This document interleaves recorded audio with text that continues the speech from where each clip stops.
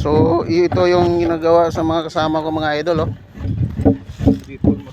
Yung ginagawa nila mga idol, tapos nilang takpan, tanggalin na naman ulit kasi inspeksyonin naman ulit nito ng mga ibang kontraktor, mga RBI. Ayan, pag nabungi na naman, ayan, repair naman ng mason mga kanto niyan. Kaya yung trabaho namin dito mga idol, 100 kilos mga idol. nagbalik-balik na lang kami dito. Mga idol. Sira na naman mga kanto. Sayo muna. Kaya,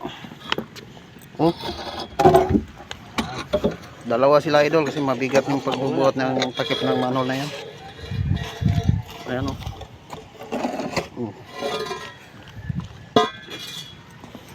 Yan, bungi na naman.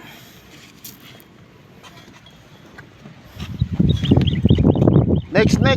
Pwede. Pwede, pinapot namin ito.